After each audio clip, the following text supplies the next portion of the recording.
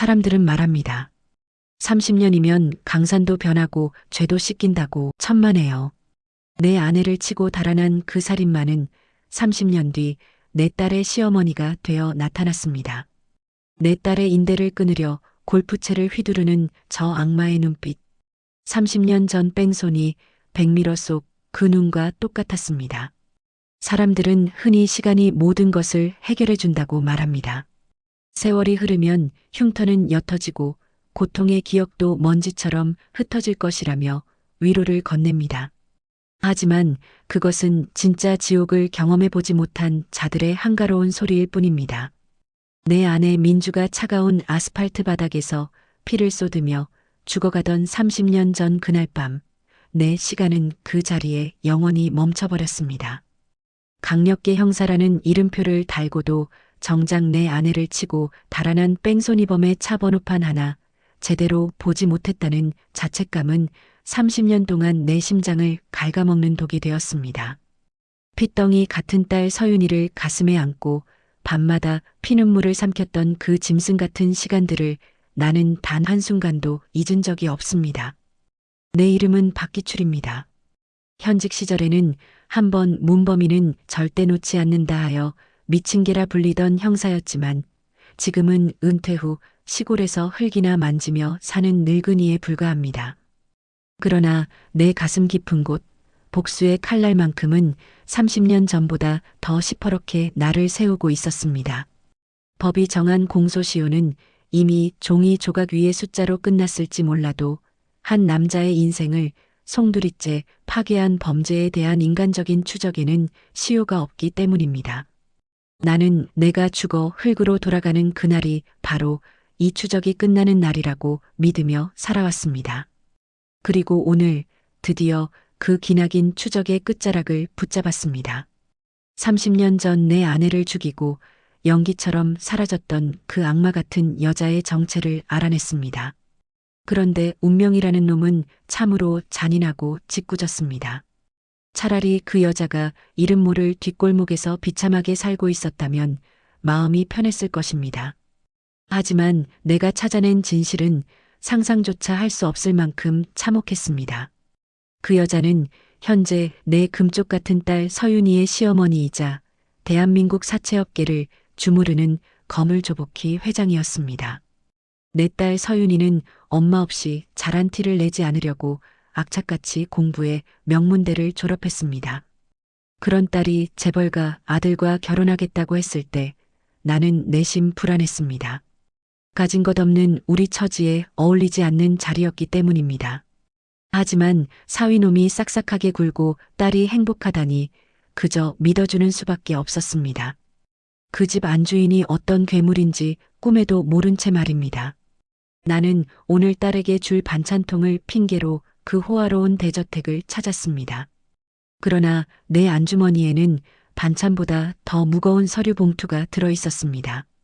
30년 전 사고 현장에서 수거했던 깨진 헤드라이트 조각과 그년의 지문 감식 결과, 그리고 살인 증거들이 담긴 기록들이었습니다. 서울 강남 한복판, 성체처럼 솟아있는 조복희의 저택 앞에 섰을 때 내 심장은 터질 듯이 요동치기 시작했습니다. 이 육중한 철문 너머에 내 아내를 죽인 살인마와 내 딸이 함께 살고 있다는 사실이 도저히 믿기지 않았습니다. 나는 떨리는 손으로 초인종을 눌렀습니다. 하지만 대답은 없었습니다. 평소라면 마중을 나왔을 가정부도 사위놈도 보이지 않았습니다. 이상한 예감이 엄습했습니다. 형사의 본능이 뇌리에서 경고음을 울려댔습니다. 나는 담장을 돌아 지하 주차장과 연결된 작은 뒷문으로 향했습니다. 문은 잠겨있지 않았습니다. 어두운 지하 통로를 지나 거실로 이어지는 계단을 오르려던 찰나 지하실 쪽에서 날카로운 파열음이 들려왔습니다. 퍽 하고 무언가 지지겨지는 소리, 그리고 뒤이어 들려온 것은 내 딸 서윤이의 처절한 비명이었습니다. 아, 어머니, 제발요.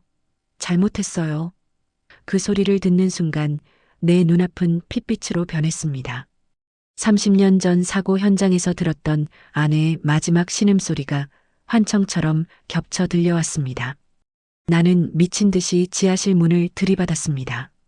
쾅 하는 소리와 함께 잠금 장치가 부서져 나갔습니다. 지하실 안은 곰팡내와 비릿한 피비린내가 섞여 역겨운 냄새를 풍기고 있었습니다. 그곳에서 나는 지옥을 보았습니다. 하얀 타일 바닥 위에는 내 딸 서윤이가 머리에 피를 흘리며 쓰러져 있었고 그 위에는 화려한 비단 가운을 입은 조복희가 금도금된 골프채를 치켜든 채 서 있었습니다. 조복희는 광기에 어린 눈으로 서윤이를 내려다보며 소리를 지르고 있었습니다.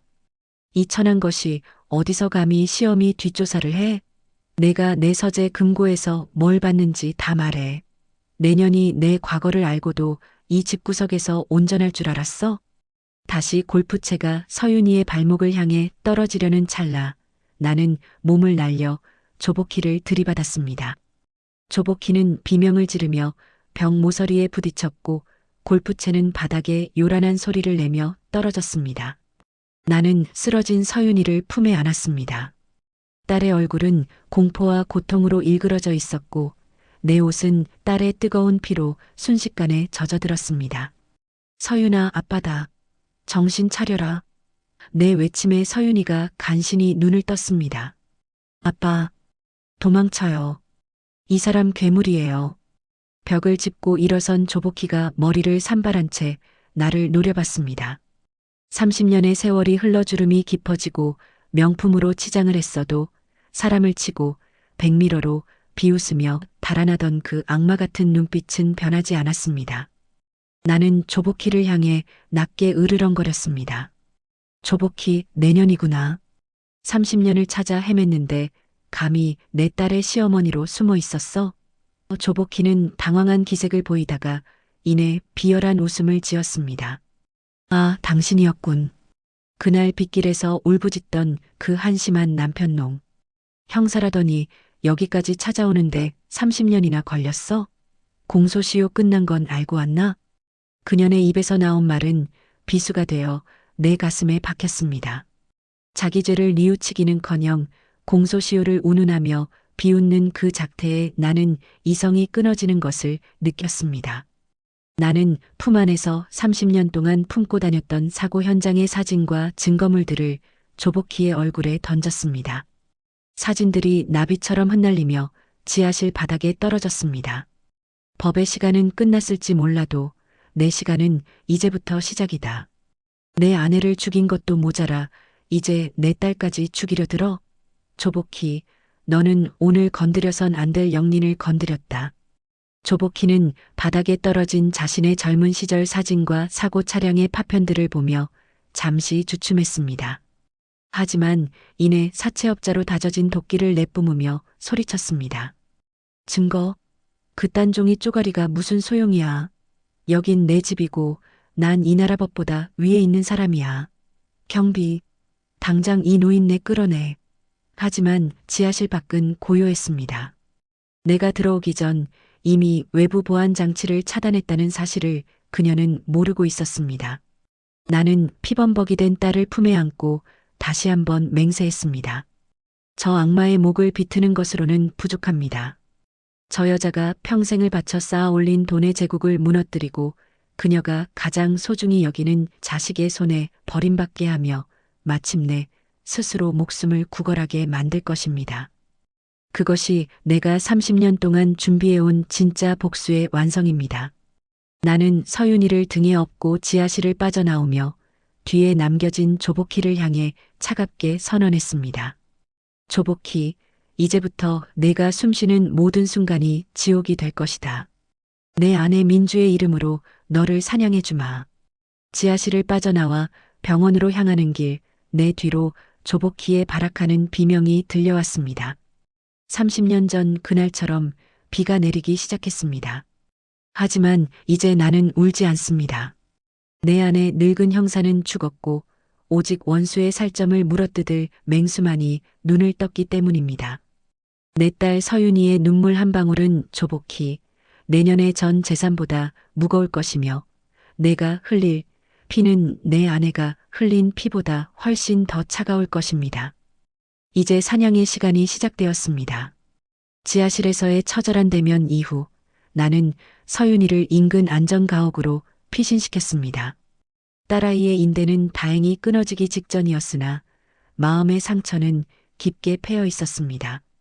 서윤이는 충격 속에서도 나에게 충격적인 사실을 털어놓았습니다.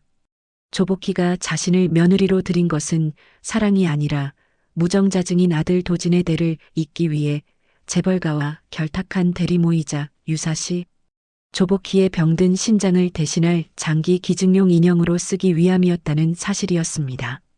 나는 딸의 손을 잡으며 결심했습니다.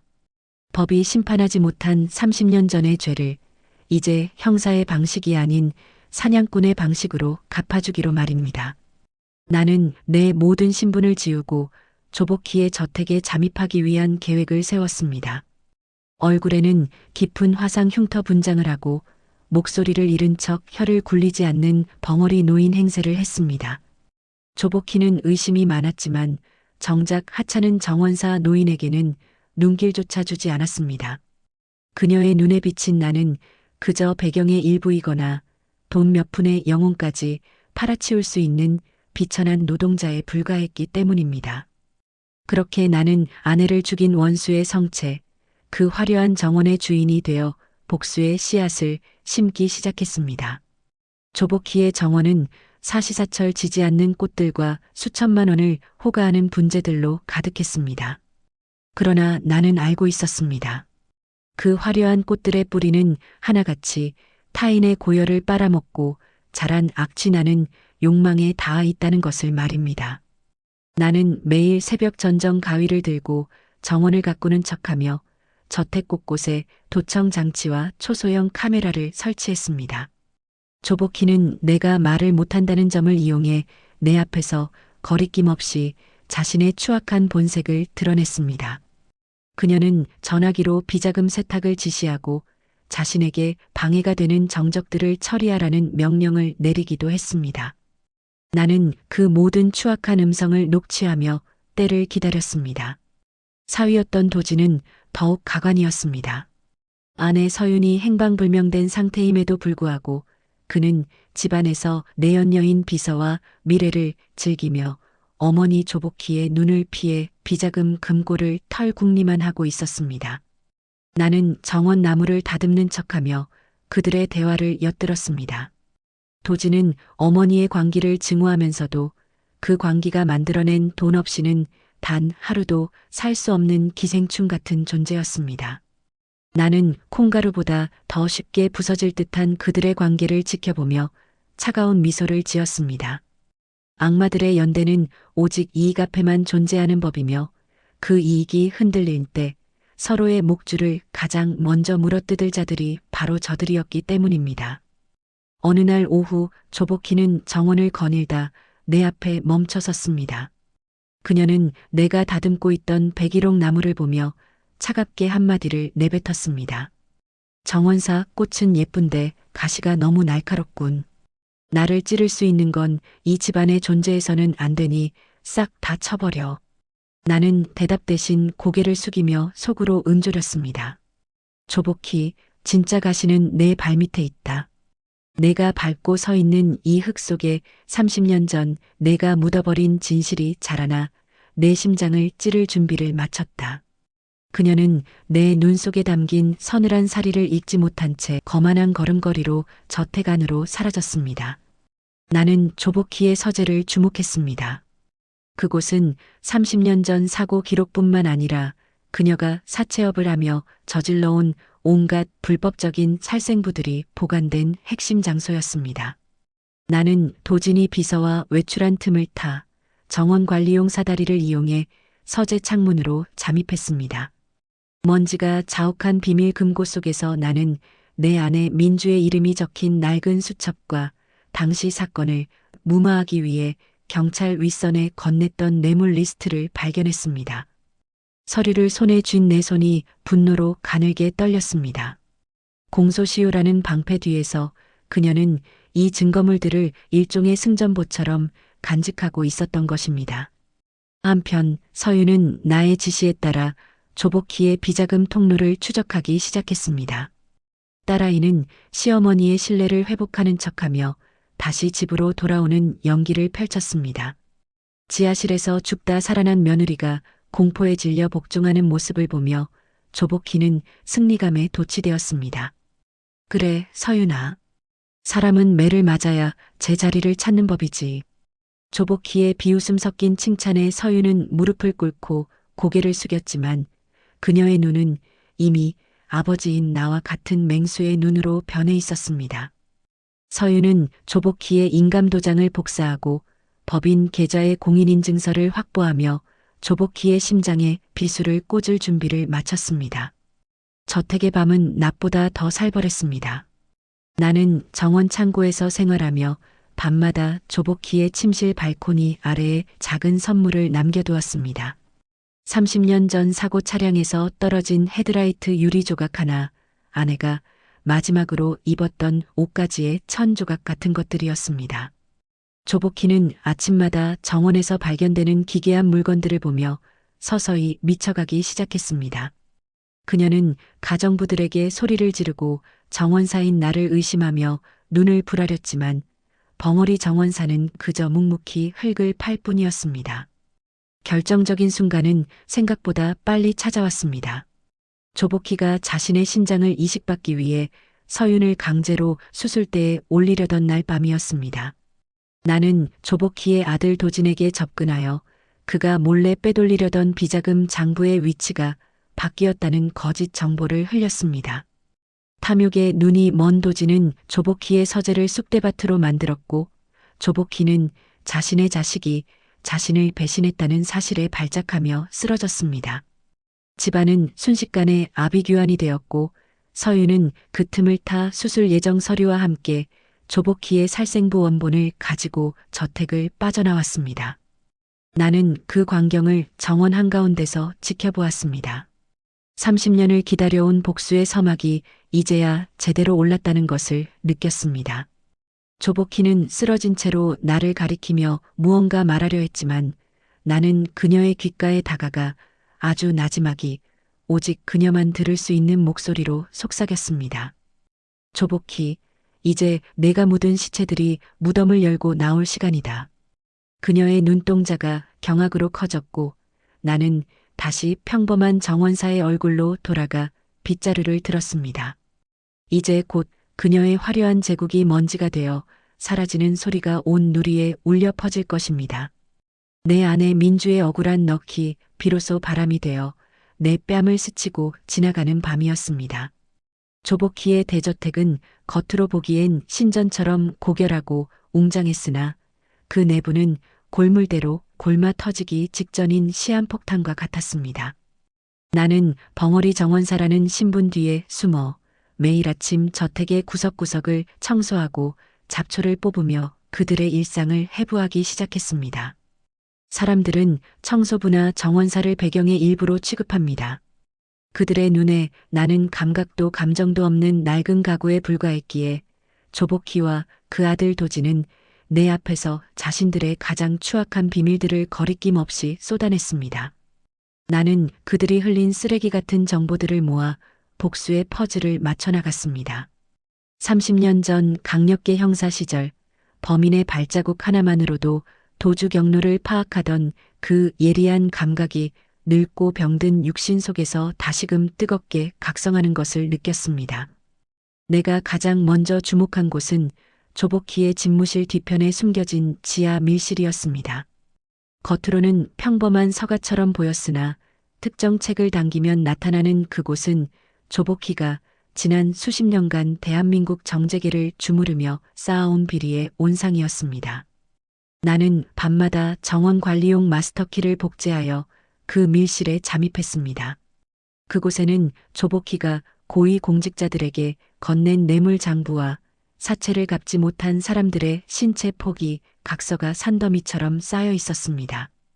그 종이 뭉치들 사이에는 내 안에 민주를 치고 달아났던 날의 수사 기록, 원본까지 보관되어 있었습니다.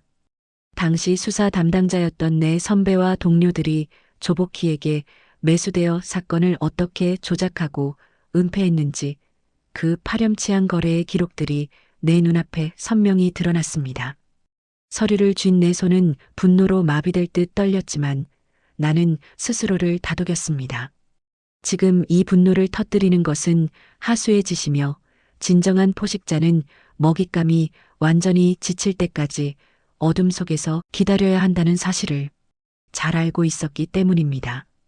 나는 밀실의 모든 서류를 초소형 카메라로 촬영하여 외부의 안전가옥으로 전송했습니다. 그리고 그곳에 조복희가 결코 눈치챌 수 없는 아주 작은 선물들을 남겨두었습니다. 30년 전 아내가 마지막으로 신었던 구두의 장식 조각, 사고 현장에 흩어져 있던 깨진 백미러, 파편들을 장부 사이에 슬쩍 끼워 넣었습니다. 조복희가 장부를 펼칠 때마다 과거의 유령이 그녀의 손가락을 핥히게 하려는 의도였습니다. 아니나 다를까 며칠 뒤 밀실에서 나온 조복희의 얼굴은 핏기가 하나도 없이 창백했습니다.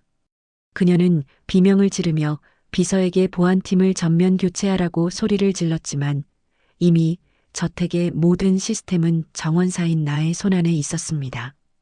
폐쇄회로 화면은 조작되었고 도청기는 그녀의 침실 스탠드 깊숙한 곳까지 파고들었습니다.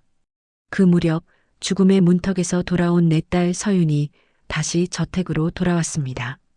조복희는 서윤이 자신의 과거를 잊고 다시 순종적인 며느리로 돌아왔다고 믿었습니다. 그래, 서윤아. 사람은 한 번 죽다 살아나야 철이 드는 법이지. 이제 헛소리는 그만두고 내 수발이나 잘 들어라. 조복희는 서윤을 비웃으며 그녀에게 자신의 개인 약 상자를 관리하게 했습니다. 하지만 조복희는 몰랐습니다. 서윤의 가녀린 손에 쥔 약병 속에는 서서히 신경을 마비시키고 환각을 유도하는, 그러나 검사에는 나타나지 않는 치명적인 성분이 섞여 있다는 사실을 말입니다. 서윤은 시어머니의 발을 씻겨주며 무릎을 꿇고 앉아 있었지만 그녀의 눈빛은 이미 사냥감을 앞에 둔 암사자의 그것과 같았습니다. 우리는 정원에서 우연히 마주칠 때마다 말 한마디 나누지 않았지만 서로의 눈을 통해 복수의 그물이 완벽하게 짜여가고 있음을 확인했습니다. 나는 조복희의 아들 도진의 파멸도 함께 설계했습니다. 도진은 조복희의 비자금을 관리하는 비서와 내통하며 어머니가 죽기만을 기다리고 있었습니다.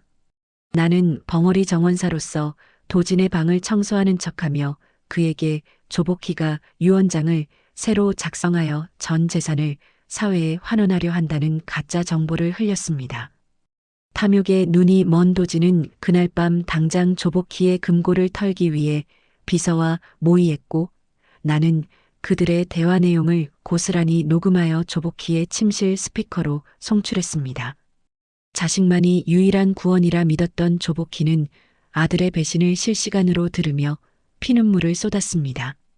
그녀는 아들을 방으로 불러 뺨을 후려쳤고 집안은 비명과 욕설이 난무하는 지옥으로 변했습니다.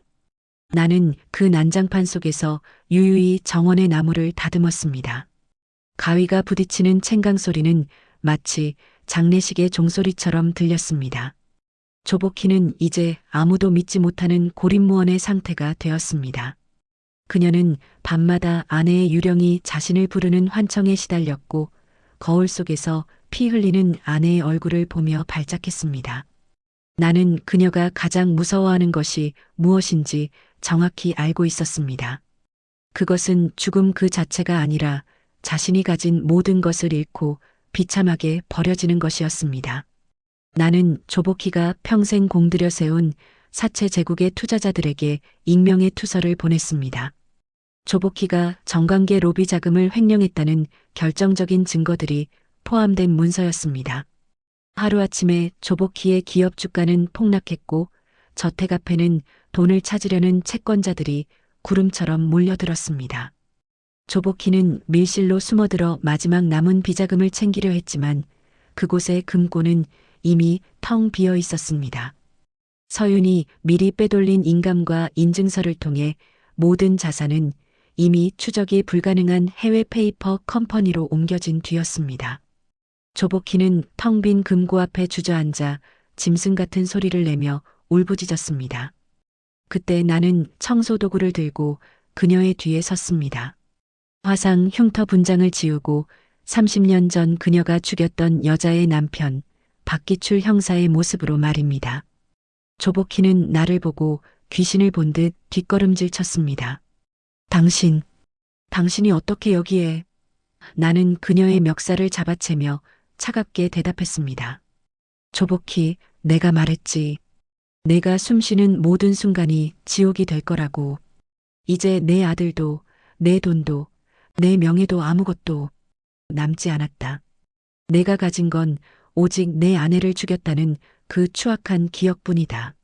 조복희는 내 발바닥을 붙잡으며 살려달라고 애원했지만 나는 그녀의 손을 무참히 뿌리쳤습니다. 30년 전 내 아내가 차가운 바닥에서 느꼈을 그 절대적인 고독과 공포를 그녀도 이제 온몸으로 느껴야 했습니다. 나는 조복희를 무너진 밀실에 가두고 밖으로 나왔습니다. 정원에는 서윤이 나를 기다리고 있었습니다. 딸아이의 얼굴에는 오랜만에 희미한 미소가 번져 있었습니다. 하지만 우리의 복수는 여기서 끝이 아니었습니다. 이것은 그저 서막일 뿐이며 조복희가 세상 모든 사람 앞에서 자신의 죄를 스스로 고백하고 스스로 무너지는 그날까지 사냥은 멈추지 않을 것입니다. 나는 서윤의 어깨를 감싸 안으며 저택을 나섰습니다. 등 뒤로 조복희의 비명소리가 들려왔지만 그 소리는 이제 나에게 아무런 고통도 주지 못했습니다. 내 아내 민주의 영혼이 비로소 안식을 찾기 위해 우리 곁을 떠나는 듯한 평온한 밤이었습니다. 이제 곧 벼랑 끝에 파티가 시작될 것이며 그곳에서 조복희는 자신의 화려한 가면을 영원히 벗게 될 것입니다. 조복희가 평생을 바쳐 쌓아 올린 사체 제국은 겉보기엔 난공불락의 성체 같았으나 그 안을 채우고 있는 것은 탐욕이라는 이름의 곰팡이였습니다. 나는 벙어리 정원사 노릇을 하며 그 썩은 냄새를 가장 가까이서 맡았습니다. 30년 전 아내를 치고 달아난 조복희가 그 죄를 덮기 위해 뿌린 돈은 결국 그녀의 아들 도진을 괴물로 키워냈습니다. 도진은 어머니의 광기를 혐오하면서도 그녀의 돈 없이는 숨조차 쉬지 못하는 기생충이 되었고 조복희는 그런 아들을 자신의 소유물로 여기며 집착했습니다. 그 기괴한 모자 관계의 틈새를 공략하는 것이 이번 사냥의 핵심이었습니다. 나는 정원 창고에서 녹화된 도진과 비서의 미래 영상을 보며 차가운 미소를 지었습니다. 악마들의 결속이 깨지는 순간은 정의가 실현될 때가 아니라 서로의 이익이 상충할 때라는 사실을 나는 잘 알고 있었습니다. 도진은 조복희의 비서인 미란과 깊은 내연 관계였습니다. 미란은 조복희의 모든 치부를 알고 있는 인물이었고 도진은 그녀를 이용해 어머니의 해외 비자금 계좌를 가로챌 계획을 세우고 있었습니다. 어머니는 이제 끝났어. 그 늙은 여자가 미쳐가고 있는 거 안 보여? 우리가 먼저 선수를 쳐야 해.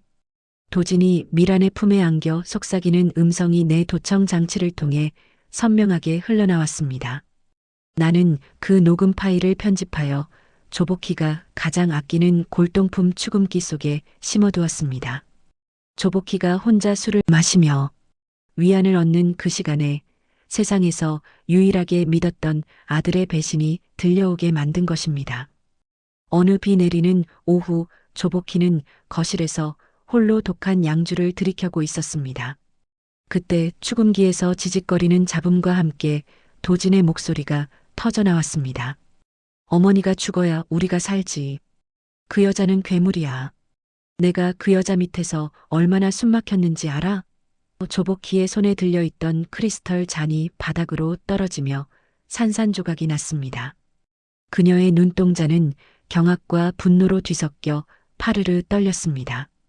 조복희에게 자식은 단순한 아들이 아니라 자신의 죄를 정당화해주는 유일한 명분이었습니다. 그 명분이 자신을 죽이려 한다는 사실을 확인한 순간 그녀의 마지막 이성은 완전히 붕괴되었습니다. 조복희는 즉시 도진을 거실로 호출했습니다. 아무것도 모른 채 들어온 도진의 뺨을 조복희는 골프채의 손잡이로 사정없이 후려쳤습니다. 이 짐승만도 못한 놈. 내가 누구 때문에 이 피칠갑을 하며 돈을 모았는데 내가 감히 나를 배신해? 도진은 바닥을 뒹굴며 소리를 질렀고 옆에 있던 비서 미라는 겁에 질려 도망치려 했습니다. 하지만 나는 이미 정원대문을 걸어 잠근 뒤였습니다. 거실은 순식간에 비명과 욕설이 난무하는 지옥으로 변했습니다. 조복희는 광기에 휩싸여 아들의 목을 졸랐고 도진은 어머니의 손을 뿌리치며 악을 썼습니다. 그래, 당신은 괴물이야. 30년 전에 사람 죽이고 우리 인생까지 망친 건 당신이라고.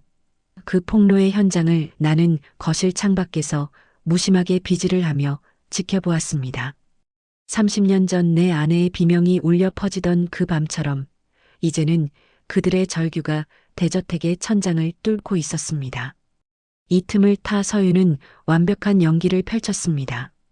그녀는 피투성이가 된 도진을 부축하며 조복희의 앞을 가로막았습니다. 어머니, 진정하세요. 남편이 잠시 마귀가 쓰였나 봐요. 제가 대신 빌게요. 서윤은 조복희의 발치를 붙잡고 눈물을 흘리며 호소했습니다. 조복희는 자신을 배신한 아들보다 죽음의 문턱까지 갔음에도 자신을 챙기는 며느리 서윤을 더 신뢰하기 시작했습니다. 서윤아, 이 집구석에 믿을 놈은 너 하나뿐이구나. 저놈이 빼돌리려던 인감이랑 장부, 내가 다 관리해라. 조복희는 스스로 자신의 목을 조를 칼자루를 서윤의 손에 쥐어주었습니다. 서윤은 고개를 숙인 채 서늘한 미소를 지었습니다. 네, 어머님. 제가 어머님 재산 끝까지 지켜드릴게요. 그 목소리는 저승사자의 약속처럼 차가웠습니다. 서윤은 조복희의 전적인 신임을 바탕으로 사채 기업의 자금 흐름을 완전히 장악했습니다. 그녀는 조복희의 이름으로 고위 공직자들에게 전달되던 뇌물 리스트를 하나씩 세상 밖으로 흘렸습니다. 검찰의 압수수색이 시작된다는 소문이 돌자 조복희의 주변에 모여들던 하이에나 같은 인간들이 가장 먼저 등을 돌렸습니다. 평소 형님 동생하며 아부하던 의원들과 고위 관리들은 조복희의 전화를 피했고 오히려 그녀의 죄를 고발하겠다며 선수치기에 바빴습니다. 조복희는 자신의 제국이 무너지는 소리를 들으며 밤마다 술과 약에 의존했습니다. 그녀의 눈에는 이제 사방이 적이었고 오직 서윤만이 그녀의 곁을 지키는 천사처럼 보였습니다. 나는 도진에게 다시 한번 접근했습니다. 벙어리 정원사인 척하며 그에게 조복희가 서윤과 공모하여 도진을 정신병원에 가두려 한다는 가짜 서류를 보여주었습니다. 눈이 뒤집힌 도진은 마지막 발악으로 조복희의 비자금 금고를 통째로 털어 해외로 도주하려 했습니다. 그는 한밤중에 금고를 부수고 돈가방을 챙겨 정원을 가로질러 달아났습니다. 하지만 그를 기다리고 있는 것은 자유가 아닌 경찰차의 사이렌 소리였습니다. 나는 미리 그의 차 트렁크에 엄청난 양의 마약과 불법 장부를 실어두었습니다. 도진은 어머니의 죄까지 모두 뒤집어 쓴 채 현행범으로 체포되었고 조복희는 유일한 아들이 마약쟁이의 횡령범으로 잡혀가는 모습을 보며 대문 앞에서 졸도했습니다. 집안은 이제 완벽한 폐허가 되었습니다. 아들은 감옥에 갔고 비서는 도망쳤으며 조복희는 중풍으로 쓰러져 거동조차 불편한 신세가 되었습니다. 나는 드디어 정원사 복장을 벗고 정장을 차려입었습니다. 그리고 침실에 누워 가쁜 숨을 몰아쉬는 조복희의 머리맡에 앉았습니다. 조복희는 내 얼굴을 알아보지 못한 채 초점 없는 눈으로 천장을 바라보고 있었습니다. 나는 그녀의 귓가에 입을 대고 속삭였습니다. 조복희 씨, 이제 기억나나? 30년 전 당신이 빗길에서 죽인 민주의 남편 박기출이다. 조복희의 눈동자가 경악으로 커지며 몸을 떨었습니다. 그녀의 마비된 입술이 무언가 말하려 했지만 오직 짐승 같은 신음만 새어나왔습니다. 서윤이 방 안으로 들어왔습니다. 그녀의 손에는 조복희가 그토록 목숨보다 아끼던 인감도장과 찬명 계좌 정보가 들려 있었습니다. 어머니, 이제 돈 걱정은 하지 마세요. 제가 좋은 곳에 다 써드렸거든요. 서윤은 조복희의 전 재산이 사회복지재단에 기부되었다는 서류를 그녀의 눈앞에 보여주었습니다. 조복희는 비명을 지르려 했지만 소리가 나오지 않았습니다. 자신이 평생 사람들을 밟고 모은 돈이 자신이 가장 경멸하던 가난한 사람들에게 돌아간다는 사실은 그녀에게 죽음보다 더 큰 고통이었습니다. 조복희의 저택은 경매 절차에 들어갔고 가구마다 붉은 압류 딱지가 붙었습니다. 나는 서윤과 함께 그 저택의 대문을 나섰습니다. 등 뒤에서 들려오는 것은 조복희의 처절한 곡소리가 아니라 30년간 억눌려왔던 진실의 함성이었습니다. 하지만 우리의 사냥은 여기서 멈추지 않습니다. 이제 마지막 무대가 남아 있습니다. 조복희가 세상 모든 사람 앞에서 자신의 죄를 스스로 고백하게 만들 벼랑 끝의 파티가 우리를 기다리고 있었습니다. 나는 내 품속의 낡은 형사 수첩을 만지며 다음 행선지로 향했습니다. 내 안에 민주가 보고 있는 하늘 아래 이제 진정한 인과응보의 시간이 다가오고 있었습니다. 조복희의 사체 제국이 밑바닥부터 흔들리고 있음에도 불구하고 그녀는 마지막 남은 자존심인 기업 창장 기념 파티를 강행했습니다. 그것은 무너져가는 자신의 성체를 가리기 위한 처절한 분칠이자 자신을 의심하는 세상 사람들을 향한 오만한 과시였습니다. 서울의 최고급 호텔 대연회장은 화려한 조명과 명품으로 치장한 하객들로 가득 찼습니다. 조복희는 중풍으로 마비된 몸을 고가의 보정 속옷과 진한 화장으로 감춘 채 서윤의 부축을 받으며 연단에 올랐습니다. 그녀는 자신이 여전히 이 바닥의 여왕임을 증명하고 싶어 했습니다. 하지만 그녀는 몰랐습니다. 그 파티장이 자신이 30년 동안 저질러온 온갖 악행의 종지부를 찍을 단두대가 될 것이라는 사실을 말입니다. 나는 연회장 뒤편 제어실에서 그 광경을 지켜보며 30년 전 아내가 마지막으로 보았던 그 차가운 빗줄기를 떠올렸습니다. 파티가 시작되기 직전 나는 조복희가 타고 올 리무진의 브레이크를 미리 조작해 두었습니다. 죽이지는 않되 30년 전 내 아내가 느꼈던 그 절대적인 공포를 뼛속까지 새겨주기 위함이었습니다. 호텔로 향하던 리무진이 강변북로의 가파른 커브길에서 통제력을 잃고 비틀거릴 때 차 안에서 조복희가 내뱉었을 비명은 나에게 세상에서 가장 달콤한 음악이었습니다. 차는 벼랑 끝 가드레일을 들이받기 직전에 멈춰섰고 공포에 질려 오줌을 지린 조복희는 사색이 된 채 파티장에 도착했습니다. 그녀는 죽음의 문턱에서 돌아온 직후였기에 정신이 혼미했지만 수백 명의 눈동자 앞에서는 다시 거만한 사체 마녀의 가면을 썼습니다. 연회장 입구부터 이상한 기류가 흘렀습니다. 화려한 꽃들로 장식되어야 할 복도에는 뜬금없이 낡고 빛바랜 사진들이 전시되어 있었습니다. 하객들은 수군거리며 그 사진들을 들여다보았습니다. 그것은 30년 전 빗길에 처참하게 부서진 승용차의 잔해와 피범벅이 된 도로의 모습이 담긴 현장 사진들이었습니다. 조복희는 그 사진들을 보는 순간 다리가 풀려 주저앉을 뻔했습니다. 잊으려 애썼고 돈으로 지웠다고 믿었던 자신의 죄악이 30년의 시간을 뚫고 유령처럼 되살아나 그녀의 앞길을 막아선 것입니다. 그녀는 서윤의 팔을 붙잡으며 소리를 질렀습니다. 이게 뭐야? 당장 치워. 누가 이런 장난을 친 거야? 하지만 서윤은 차가운 눈빛으로 시어머니를 내려다보며 나지막이 대답했습니다. 어머님, 장난이라니요. 이건 어머님이 살아온 역사가 아닙니까? 조복희가 연단에 올라 건배사를 제의하려던 찰나 연회장의 모든 조명이 일시에 꺼졌습니다. 암흑 속에 잠긴 객석에서 술렁이는 소리가 들려왔고 이내 정면의 대형 스크린이 밝아졌습니다. 축하 영상이 나와야 할 화면에는 조복희가 지하실에서 서윤을 골프채로 폭행하며 내뱉었던 소름 끼치는 육성 녹음과 그녀가 비자금을 세탁하며 고위공직자들을 협박하던 밀실의 CCTV 영상이 흘러나왔습니다. 하객들은 경악을 금치 못했고 조복희는 스크린을 가리키며 짐승 같은 괴성을 질렀습니다. 꺼. 당장 끄라고. 이건 다 조작이야. 하지만 영상은 멈추지 않았습니다. 영상의 마지막은 30년 전 뺑소니 사고 당시 조복희의 차량 번호판이 선명하게 찍힌 수사 기록 원본이 장식했습니다. 그때 연회장의 중앙문이 서서히 열리며 한 남자가 걸어 들어왔습니다. 화상 흉터 분장을 지우고 굽어있던 허리를 꼿꼿이 편 채 30년 전 강력계 형사 시절의 낡은 제복을 입은 나 박기출이었습니다.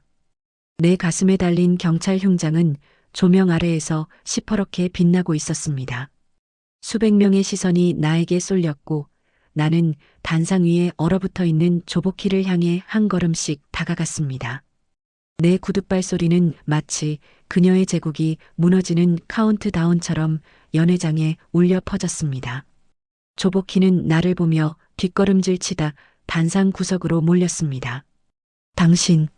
당신은 죽었어야 했어. 30년 전에 그때 같이 죽었어야 했다고. 그녀의 발악은 오히려 자신의 유죄를 입증하는 고백이 되었습니다. 나는 마이크를 잡고 하객들을 향해 선언했습니다. 여러분, 이 여자는 성공한 기업가가 아닙니다. 30년 전 한 가정을 파괴하고 뺑소니로 사람을 죽인 살인마이며 자신의 죄를 덮기 위해 며느리를 시바지와 장기 기증용 도구로 쓴 괴물입니다. 장내는 물을 끼얹은 듯 고요해졌습니다. 조복희는 내 멱살을 잡으려 달려들었지만 나는 그녀의 손을 가볍게 뿌리쳤습니다. 조복희 씨, 당신이 그토록 믿었던 공소시효는 30년 전 그날 밤에 끝났을지 모른다. 하지만 당신이 지난 수십 년간 저지른 사기, 횡령, 살인 교사의 시효는 오늘 바로 이 자리에서 시작된다. 그 순간 서윤이 무대 위로 올라와 조복희의 앞에 섰습니다. 서윤의 손에는 조복희의 전 재산이 사회복지재단에 기부되었다는 최종 서약서와 조복희가 직접 서명한 범죄 자백 서류가 들려 있었습니다. 사실 서윤은 지난 몇 주간 조복희의 환각 증세를 이용해 그녀가 스스로 죄를 고백하고 서명하게끔 유도했던 것입니다. 조복희는 자신이 무슨 짓을 했는지 깨닫고는 비명을 지르며 바닥을 굴렀습니다. 내 돈 돌려줘. 서윤아, 내가 어떻게 나한테 이럴 수 있어. 서윤은 눈물 한 방울 흘리지 않고 조복희의 귓가에 속삭였습니다. 어머니, 제 어머니가 당했던 고통의 10,000분의 1이라도 느껴보세요. 그게 제가 드리는 마지막 효도입니다. 연회장 입구로 사복 경찰들이 들이닥쳤습니다. 조복희는 수만 명의 시선이 꽂힌 파티장에서 수갑을 차고 끌려나갔습니다. 화려했던 드레스는 구겨지고 진한 화장은 눈물과 땀에 번져 귀신 같은 형색이 되었습니다. 하객들은 그녀를 향해 침을 뱉고 야유를 보냈습니다. 조복희는 끌려가면서도 내가 누군 줄 알아? 나 조복희야.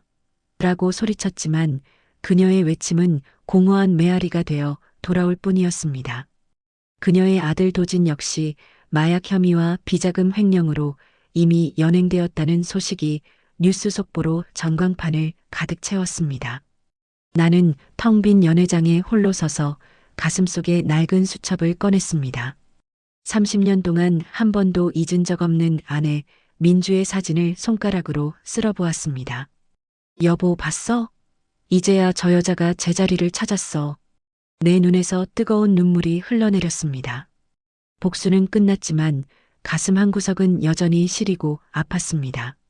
하지만 적어도 이제는 아내의 묘소 앞에서 고개를 들 수 있을 것 같았습니다. 서윤이 다가와 내 손을 잡았습니다.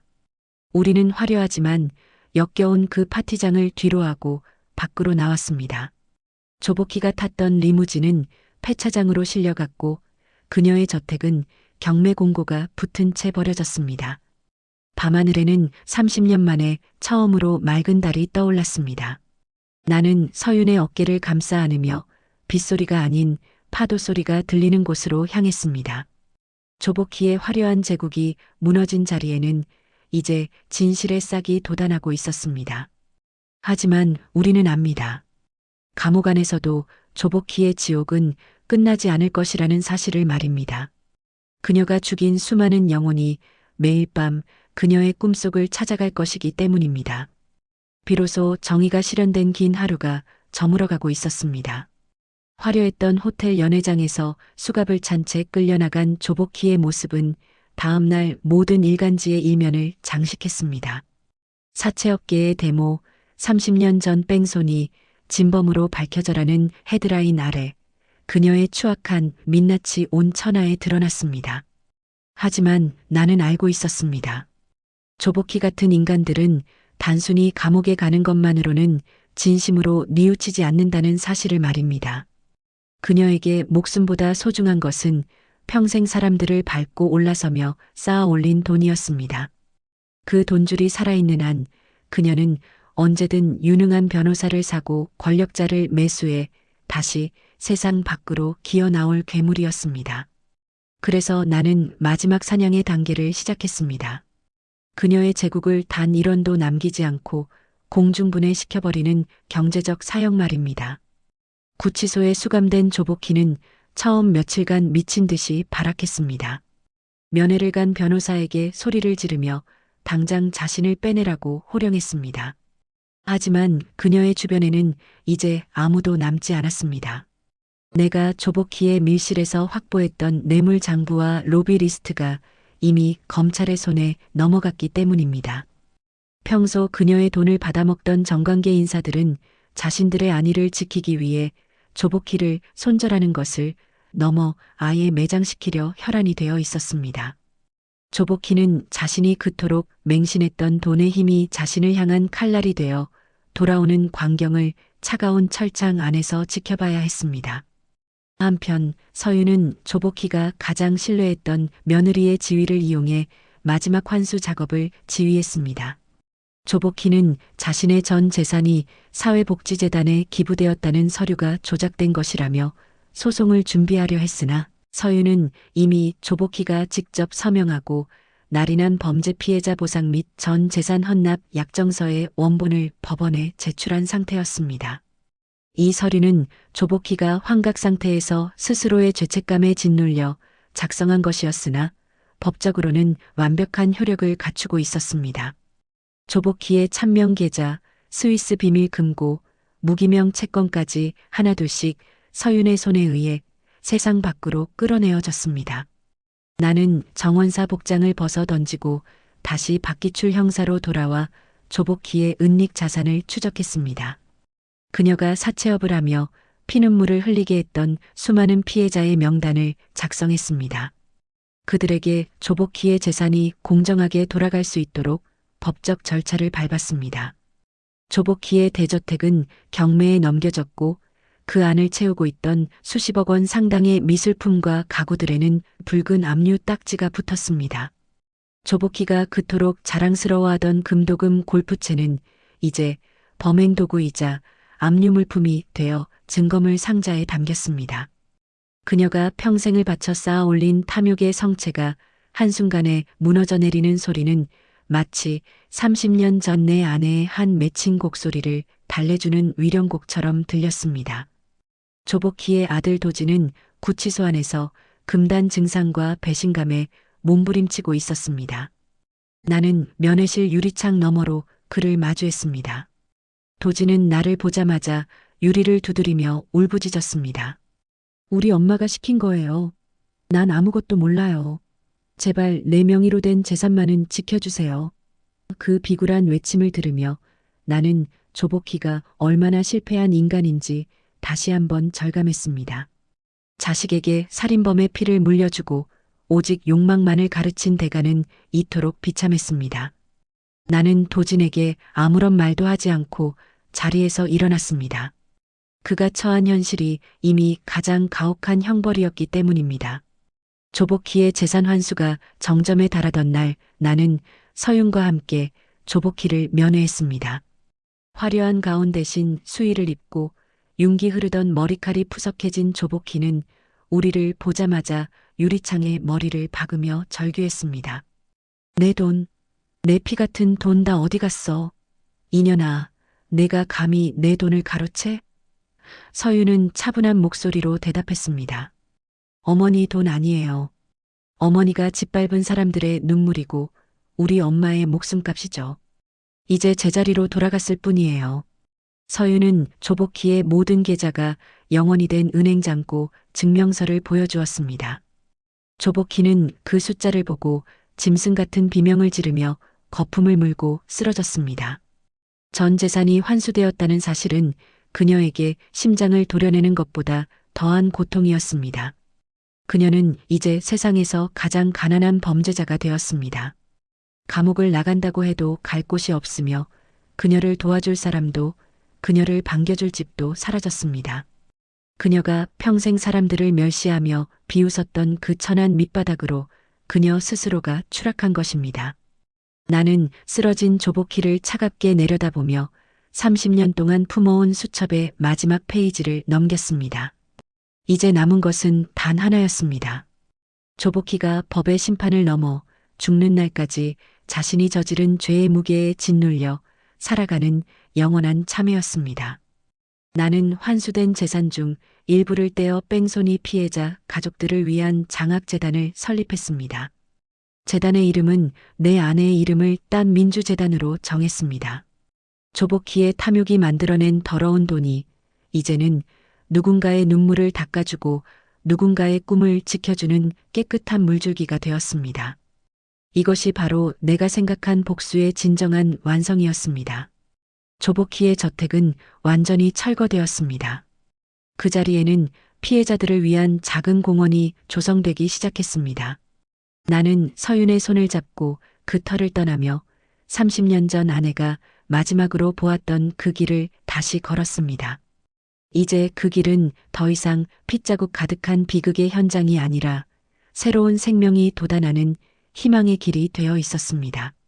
조복희는 감옥의 좁은 독방에서 자신이 빼앗은 수많은 인생의 환영을 마주하며 미쳐가고 있었습니다.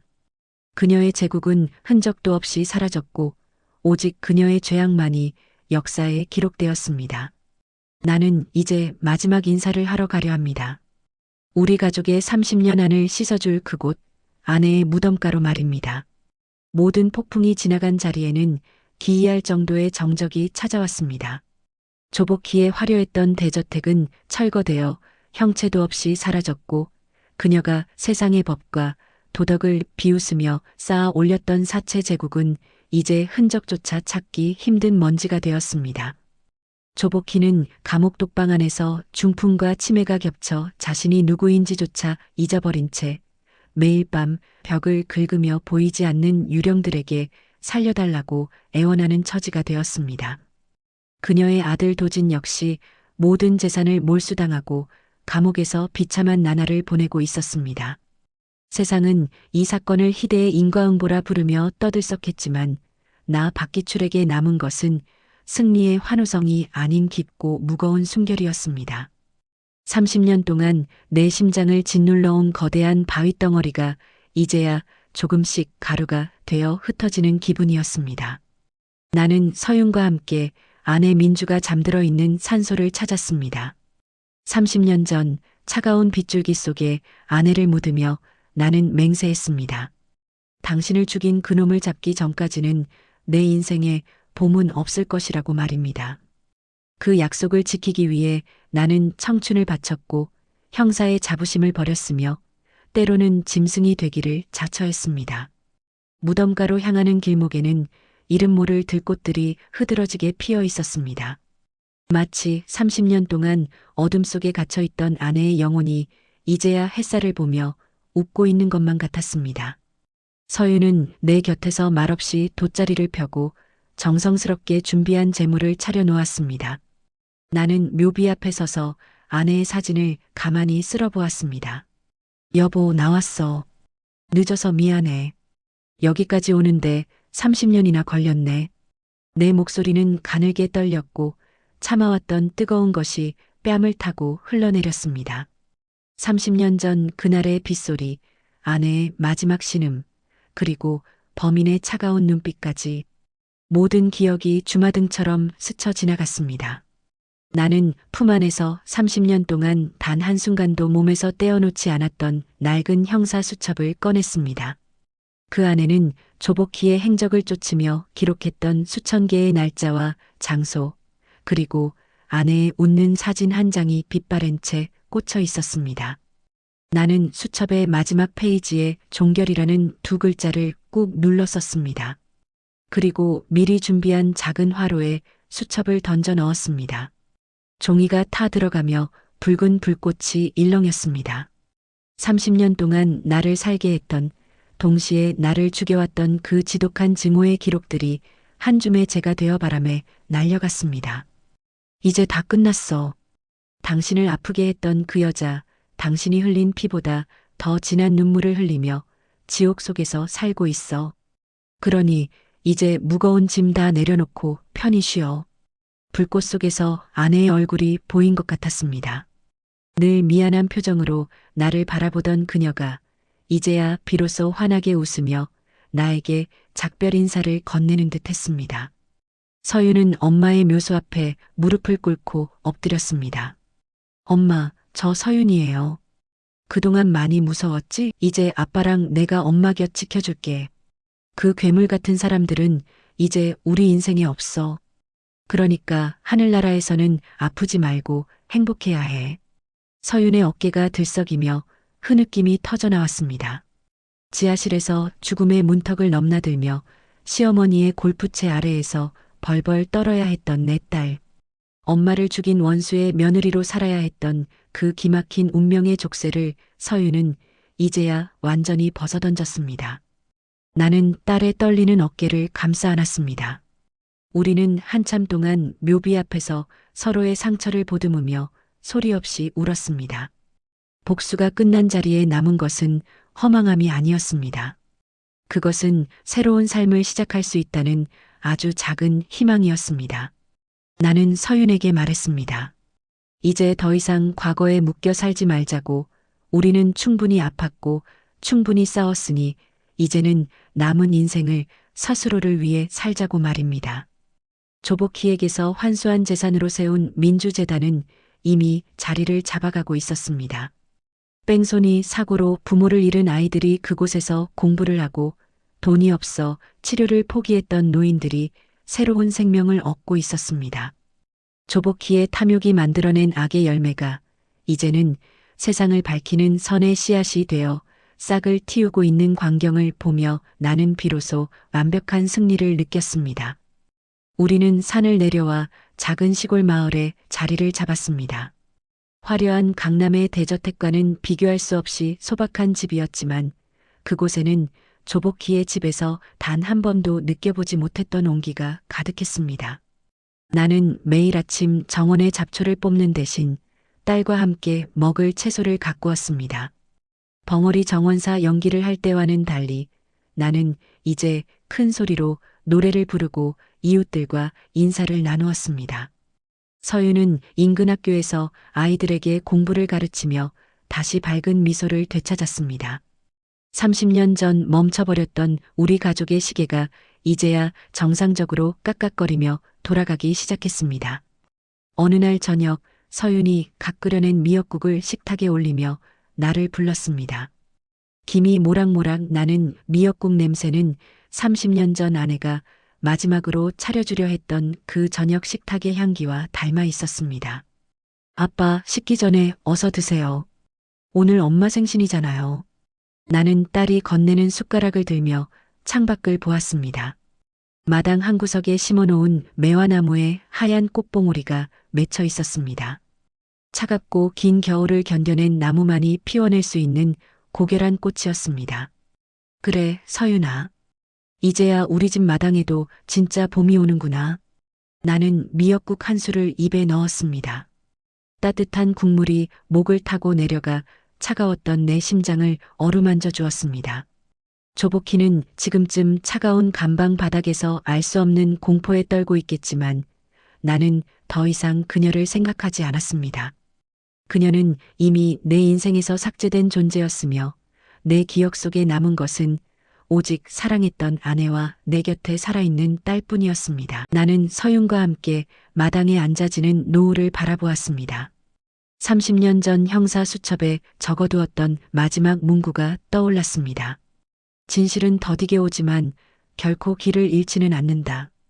우리는 그 길을 찾아 여기까지 왔고 마침내 안식의 항구에 도착했습니다. 내 아내 민주가 하늘에서 우리를 내려다보며 흐뭇하게 미소 짓고 있을 것만 같은 아주 평화롭고 아름다운 저녁이었습니다. 우리의 복수는 피로 물든 전쟁이 아니라 잃어버린 사랑을 되찾는 긴 여행이었습니다. 그리고 이제 그 여행의 종착역에서 우리는 비로소 행복해질 준비가 되었습니다. 돈과 권력으로 하늘을 가리려 했던 조복희의 비참한 최후, 어떻게 보셨나요? 죄 지은 사람은 결국 제 발등을 찍는다는 옛말이 틀리지 않은 것 같습니다. 오늘 영상이 속 시원하셨다면 사이다라고 댓글 한 번씩만 남겨주세요. 구독과 좋아요도 눌러주세요. 여러분의 응원이 큰 힘이 됩니다. 감사합니다.